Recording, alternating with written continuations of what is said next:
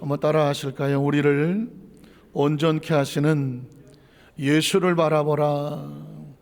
우리를 온전케 하시는 예수를 바라보라. 이런 제목으로 말씀의 은혜를 나누기를 원합니다. 두 사람이 한날 한시에 안타깝지만 감옥에 수감되는 일이 있었습니다. 10년의 형을 살게 되었는데 어느덧 세월이 지나서 10년의 형기를 마쳤을 때 안타깝게도 한 사람은 싸늘한 시체로 죽음으로 그 형무소를 나오게 됐습니다. 그러나 또 한 사람은 밝고 건강한 모습으로 출감이 되어져서 새로운 삶을 행복하게 살게 되었다는 것입니다. 이 두 사람의 스토리를 신기하게 여긴 한 심리학자가 추적을 해봤습니다. 똑같은 환경에 똑같은 기간 동안에 감옥에 있었는데 한 사람은 싸늘한 죽음의 시체로 나왔고 한 사람은 밝은 모습으로 새로운 생명을 살게 되더라. 무엇이 그들을 바꿔 놓았을까? 주변에 탐문을 해보고 같이 있던 사람을 인터뷰해 본 결과 싸늘한 죽음으로 나왔던 사람은 그 감옥에 수감된 내내 어둠 구석에 쭈그리고 앉아서 조그만 쥐구멍을 바라보고 있었다는 것입니다. 그 쥐구멍을 바라보면서 내 신세가 마치 저 쥐구멍에 있는 쥐와 같다. 늘 쥐를 바라보면서 어두운 생각, 난 언젠가 죽고 말 거야. 저렇게 비참한 인생이 되고 말 거야. 어느 겨울에 정말 그 쥐가 얼어 죽어서 싸늘한 시체가 된 것을 바라보고 그날 이후로 시름시름 앓기를 시작하더니 이제 만기가 돼서 출소를 해야 되는데 그의 생명이 다하고 싸늘한 죽음으로 나왔다는 것입니다.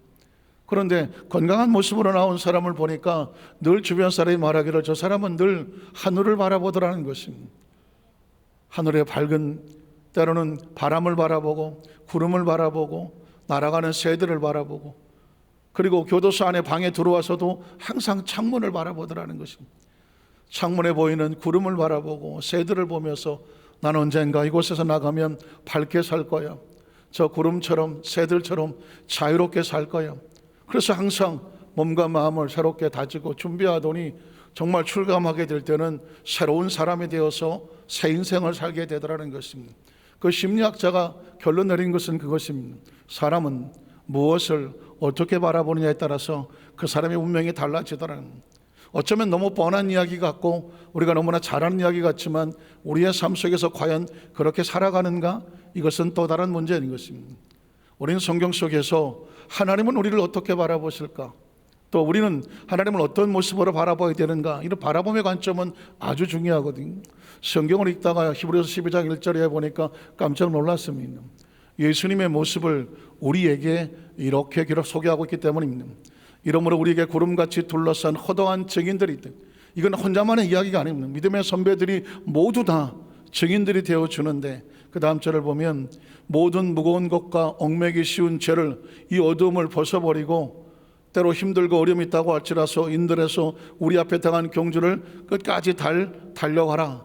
그 이유가 무엇이냐면 그 다음 절에 있습니다. 믿음의 주요 우리의 믿음의 주인이 되시고 또 주권자가 되시며 또 온전하게 하시는 이인 예수 그리스도.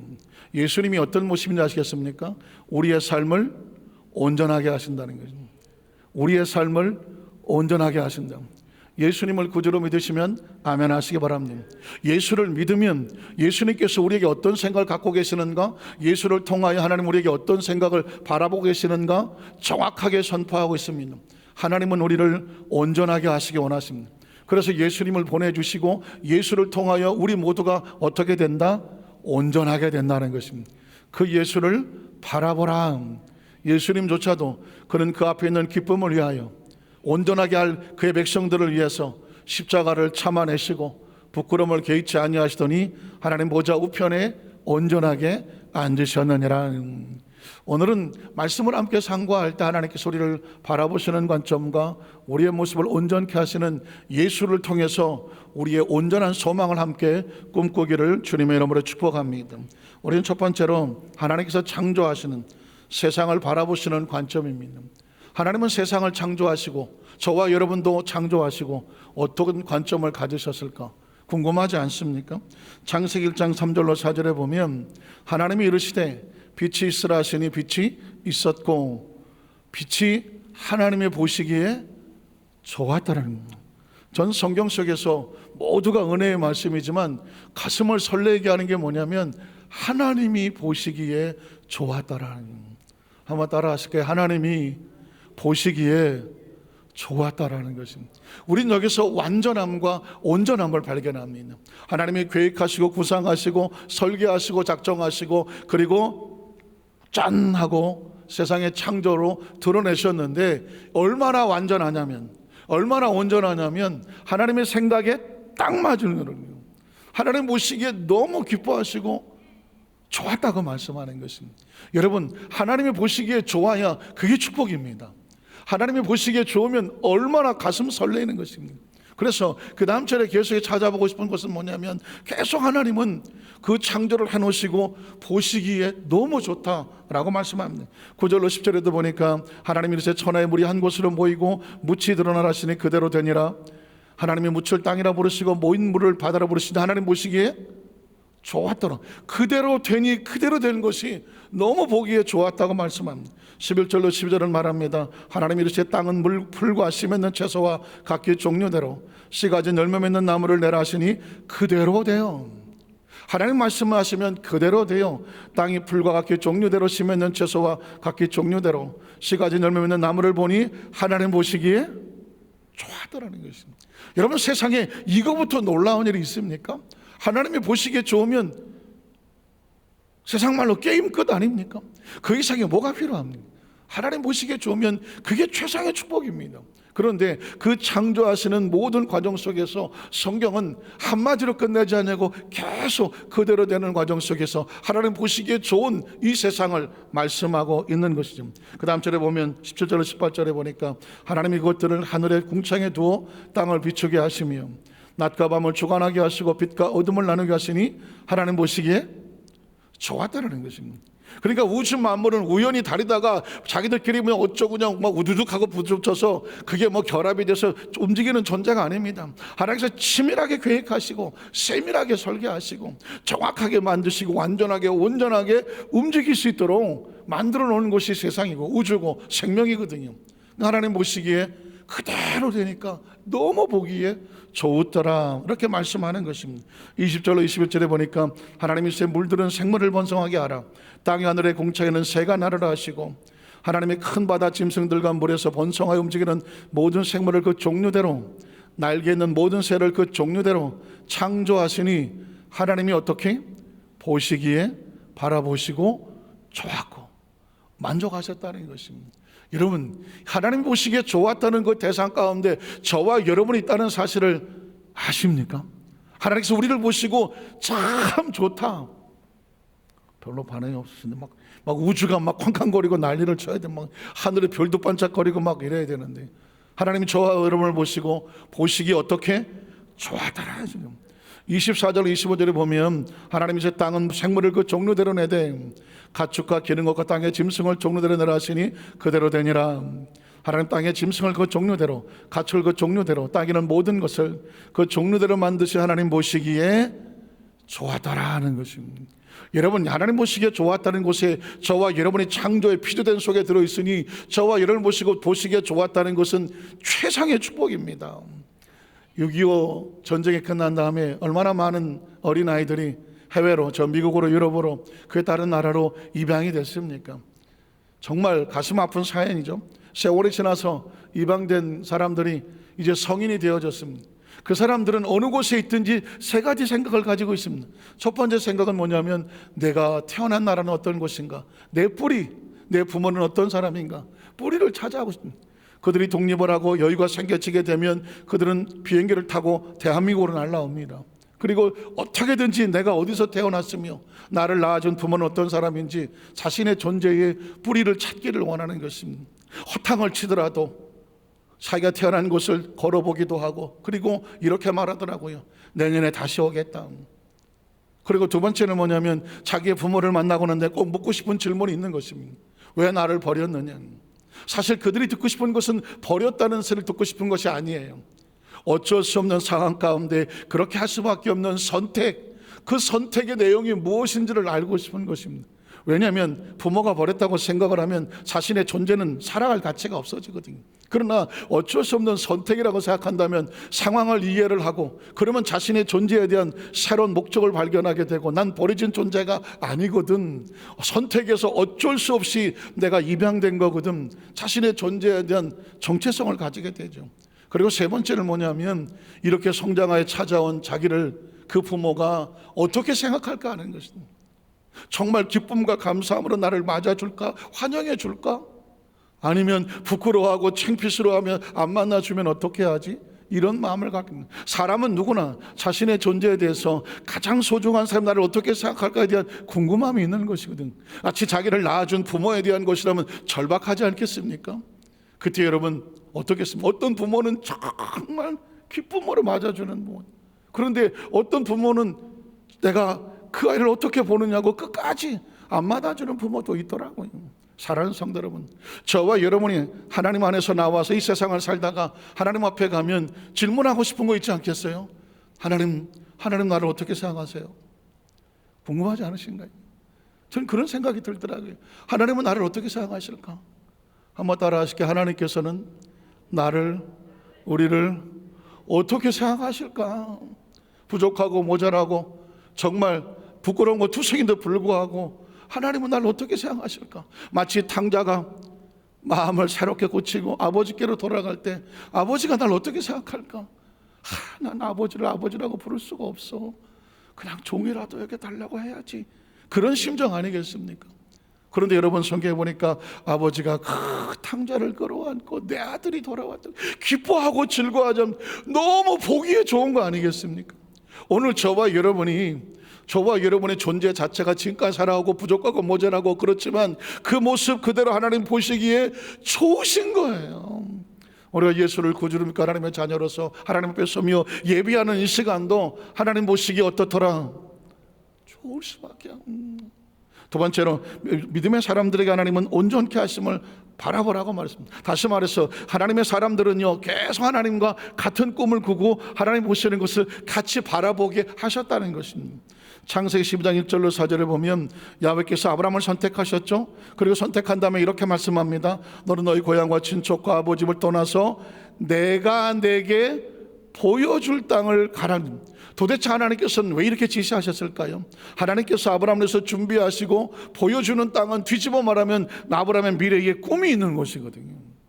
그 꿈은 누구의 꿈이냐면 하나님의 꿈이거든요.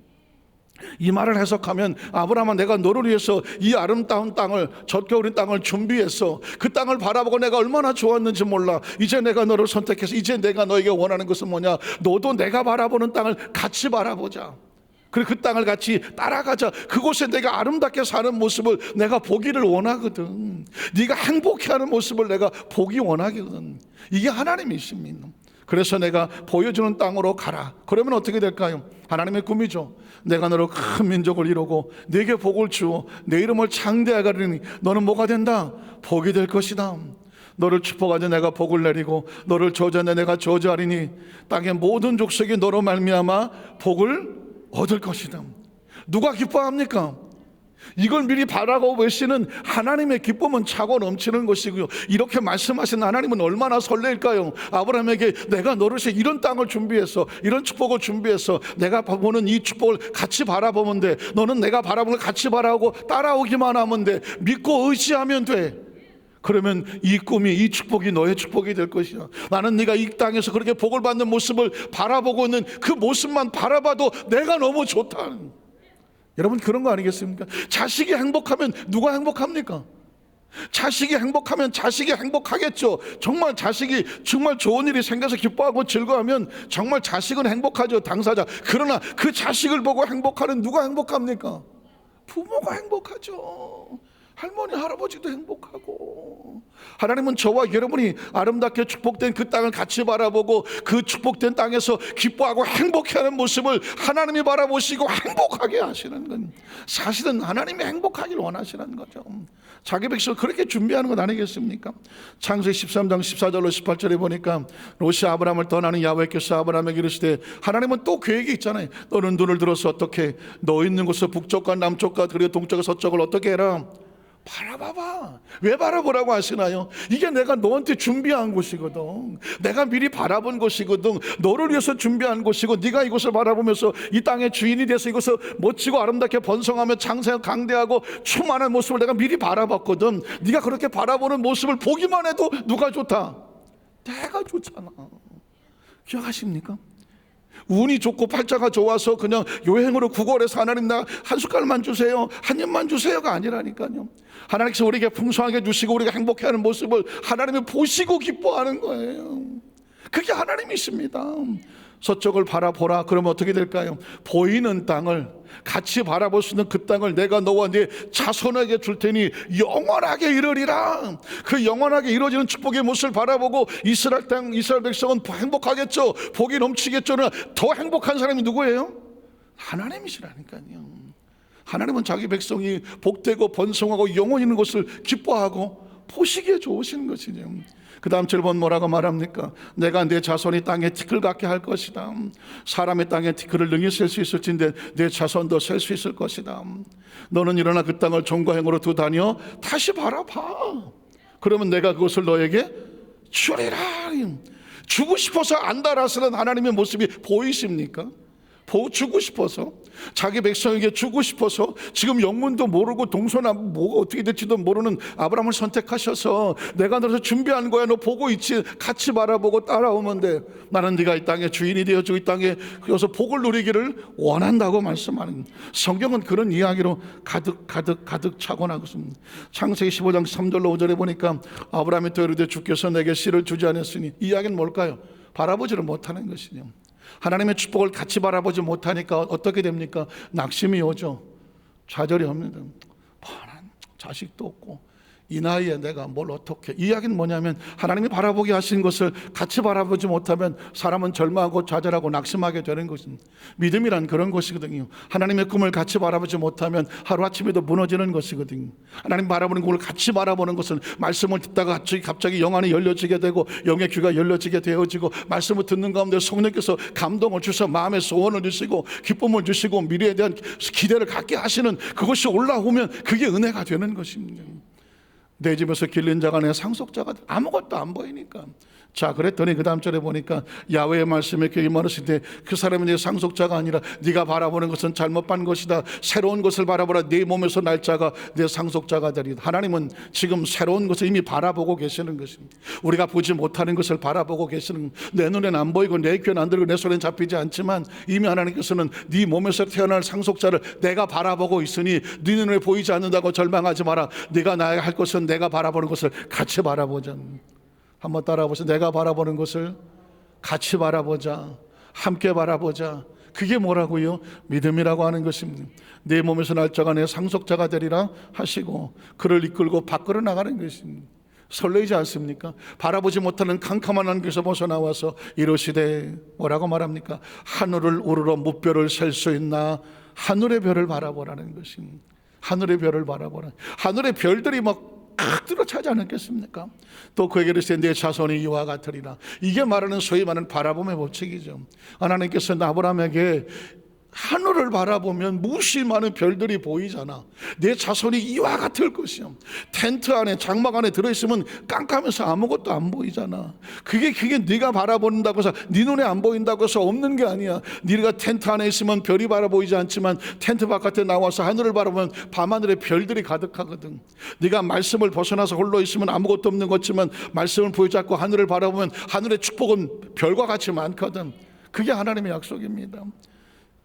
6절로 7절에 보니까 아브라함이 야훼를 뭐하니? 믿으니.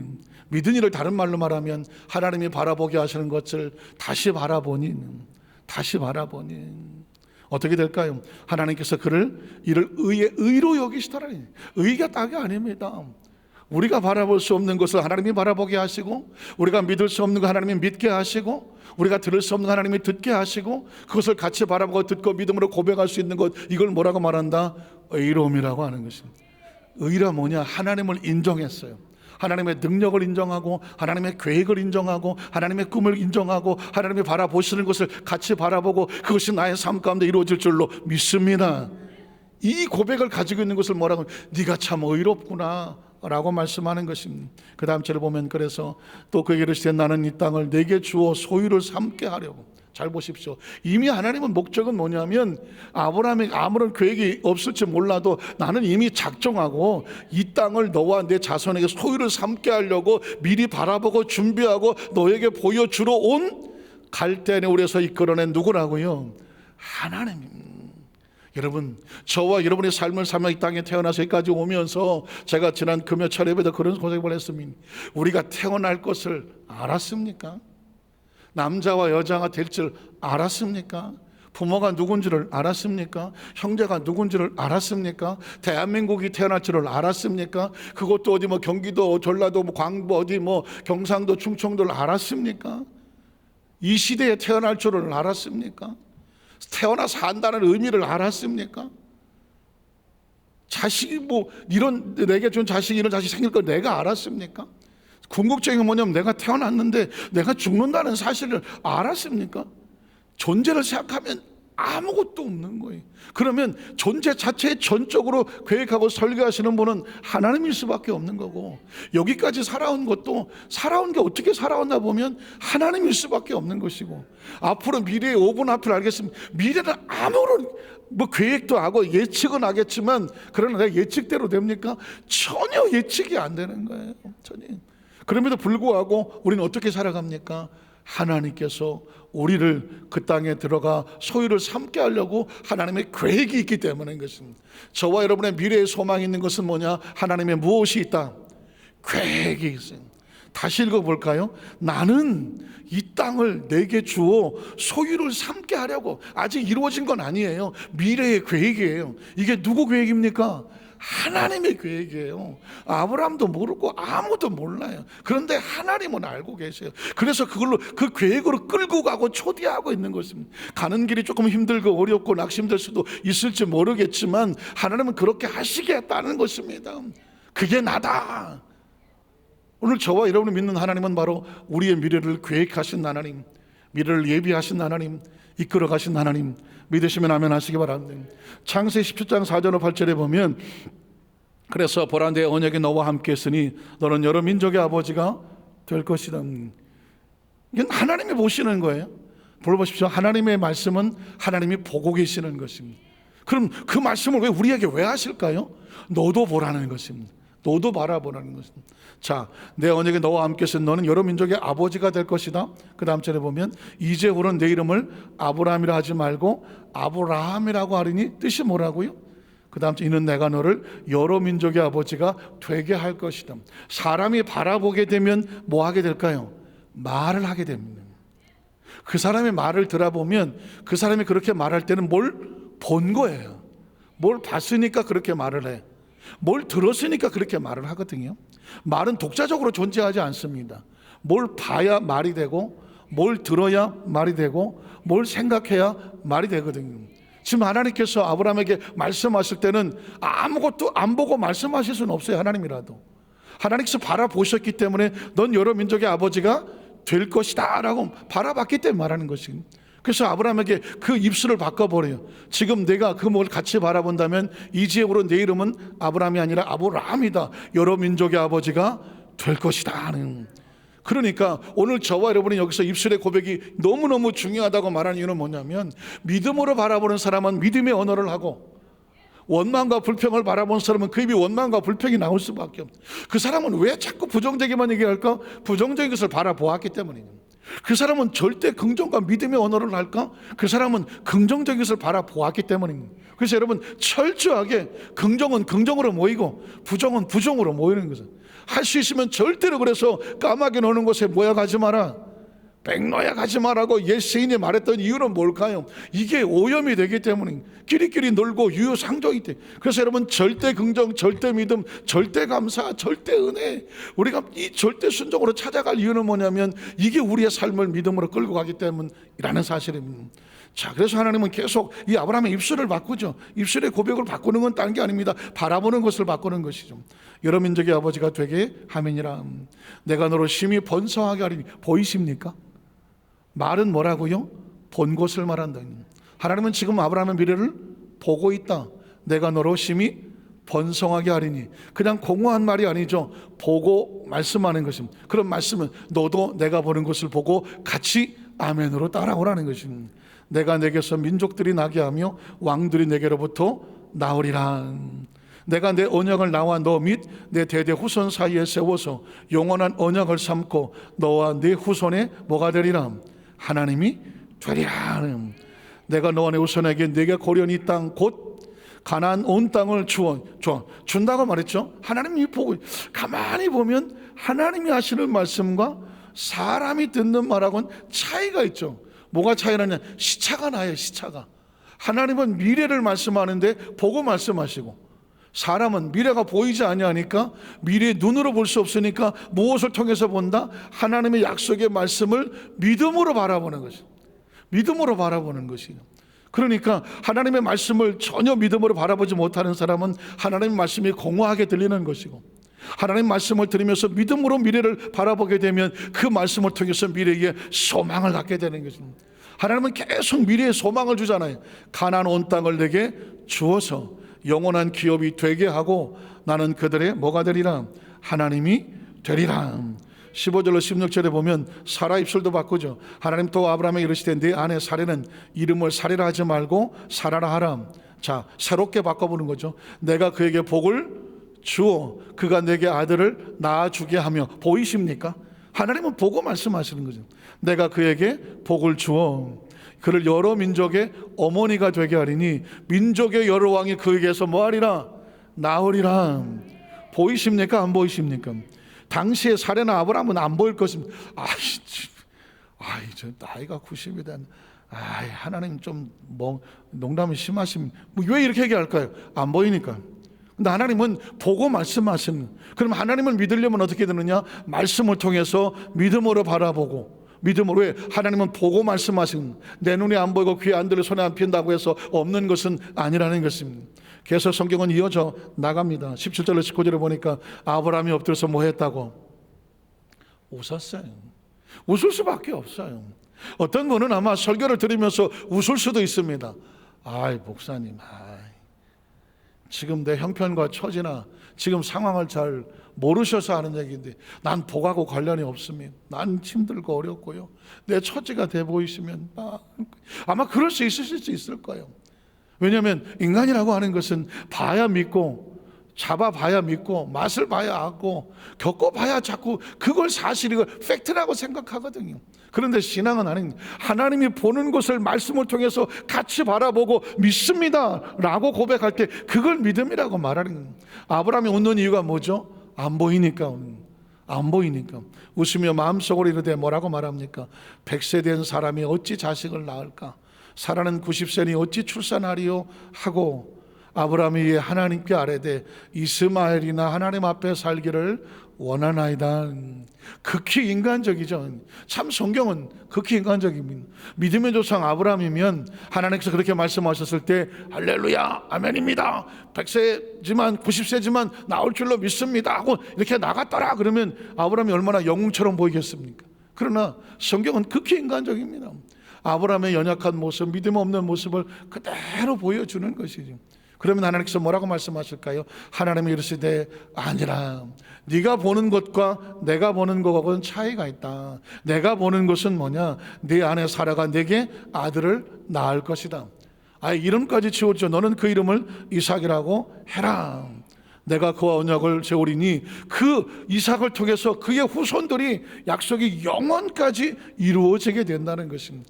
여러분 믿음의 정의를 하셨습니까? 하나님 바라보시는 것을 같이 바라보고 그것을 믿음으로 고백하고 따라가면서 하나님께서 약속하신 약속이 영원히 이룰 것을 믿는 것을 믿음이라고 말했습니다.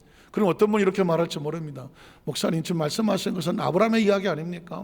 아브라함의 이야기가 어떻게 나의 이야기가 될 수 있겠습니까? 사랑하는 성도 여러분, 예수 그리스도께서 이 아브라함의 축복이 우리의 축복이 되게 하신다 라고 성경은 약속합니다.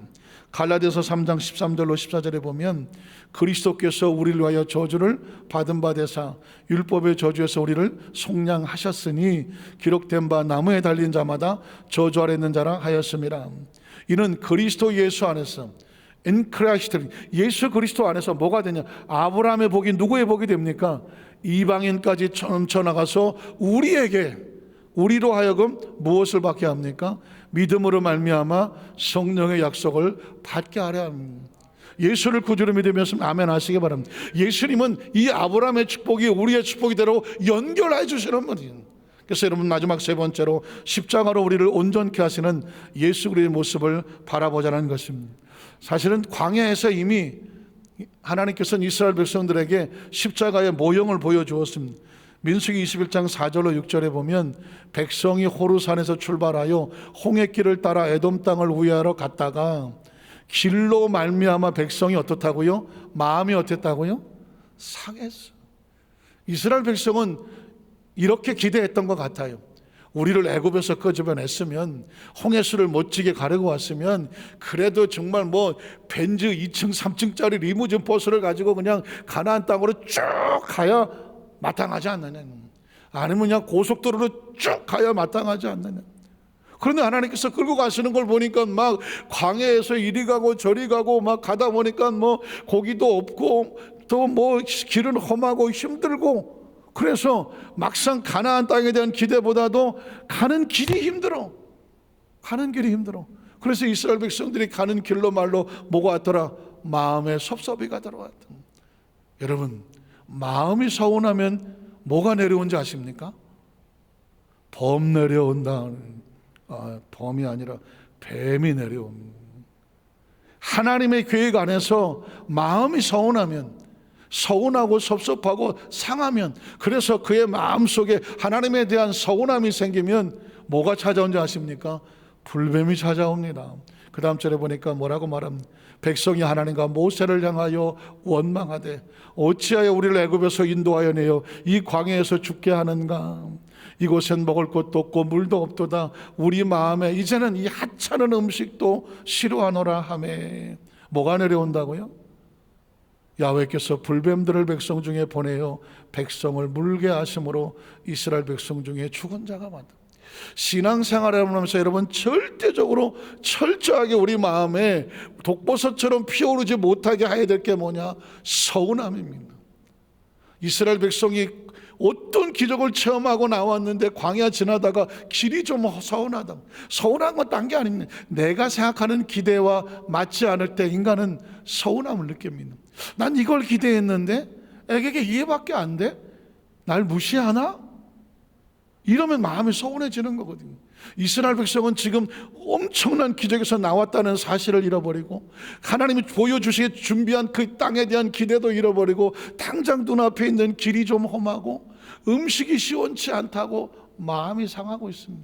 제가 그 전에 그런 얘기 하지 않았습니까? 미국에서 제가 선교사 생활을 할 때 그 지역의 교회 하나가 새해 목표를 세울 때 거창한 계획 세우지 않냐고 딱 하나 세웠습니다. 한번 따라왔을까요? 올해는 삐지지 말자. 올해는 삐지지 말자. 제가 그 얘기를 듣고 나서 그것도 교회 목표가 될 수 있을까? 근데 그 교회는 그럴 수밖에 없어. 어떤 분이 한 해 동안 열심히 전도해서 한 50명이 새해 1년 동안 부흥이 됐어. 근데 알고 보니까 50명 들어와서 70명 나가. 왜 그러냐 했더니 와서 서로 그냥 마음을 상하게 하고 힘들게 하고 서로 험담하고 막 따돌리고 왕따시키고 무시하고 싸우고 이러다가 보니까 마음에 상처를 입어서 전도는 50명인데 나가는 게 70명이야. 서운하고 섭섭해서. 그래서 성도들이 우리 교회가 도대체 어떻게 부흥하겠냐라고 모여서 결론 내렸대. 결론이 뭘까요? 올해는 절대로 삐지지 말자.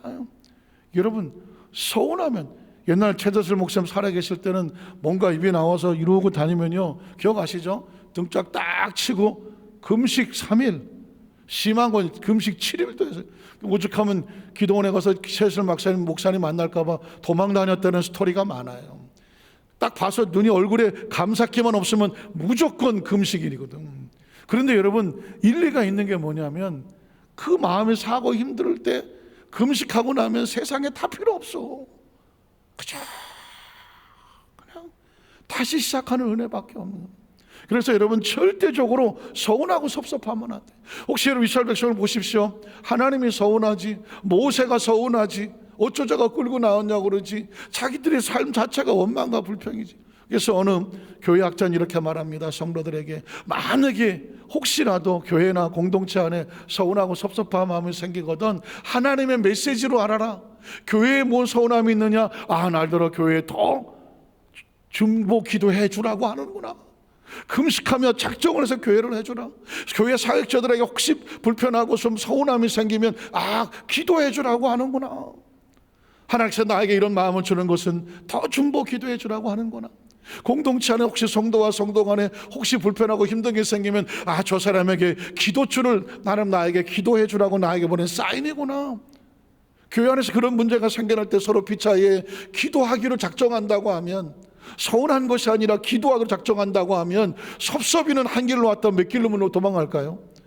7길로 도망가요. 신앙생활에 가장 싸워야 될 것은 뿔 달린 마귀가 아니라 내 안에서 스물하게 피어오르는 서운함과 섭섭함입니다. 이스라엘 백성이요, 가나안 땅에 들어가서 가나안에 무슨 안악자손하고 이게 싸우다가 무너진 게 아니에요. 길 가다가 길이 좀 험하다고, 길 가다가 음식이 마음에 안 든다고, 내가 이런 대우 받으려고 여기까지 왔어? 그게 마음이 서운해.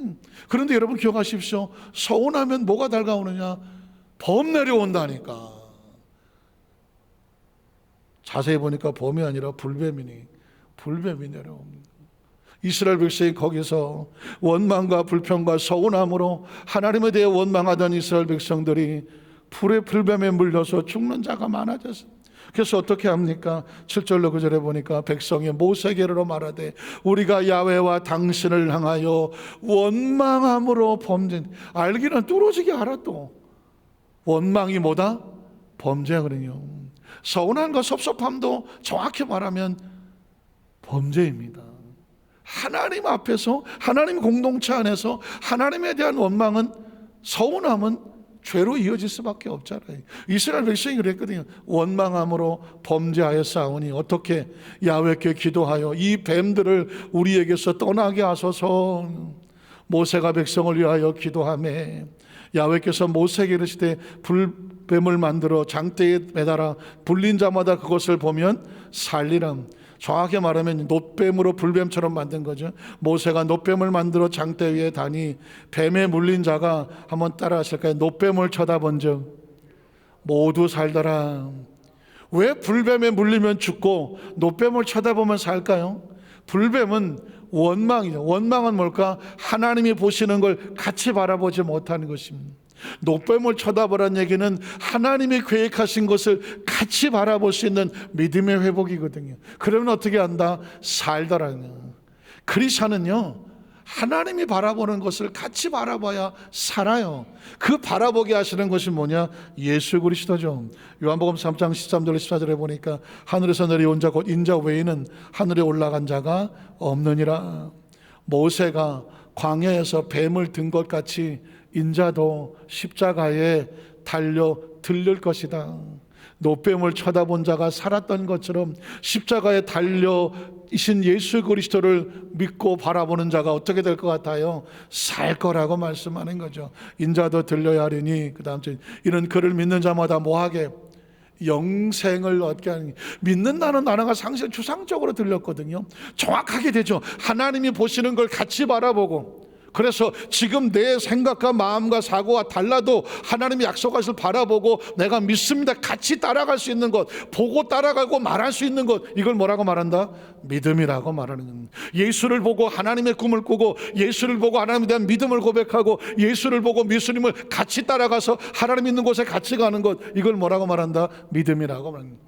그래서 이런 그를 믿는 자마다 뭐가 있을까요? 영원히 사는 영생을 얻게 하려 하심이라. 그 다음에 나오는 말이 이제 16절인 거예요. 하나님의 세상을 이처럼 사랑하사 독생자를 주셔서 바라보게 하시고 믿게 하셨으니 이런 그를 믿는 자마다. 예수를 믿으면 뭘 바라보게 된다고요? 하나님을 바라보게 되죠. 예수를 믿으면 하나님을 꿈꾸게 되는 거죠. 예수를 믿으면 하나님이 약속하신 것을 같이 보게 되는 거죠. 그리고 예수를 믿으면 하나님이 가시고자 하는 것을 같이 가게 되는 거죠. 그러면 뭐 하지 않는다? 멸망하지 않는다. 영생을 얻게 하려 하심이라.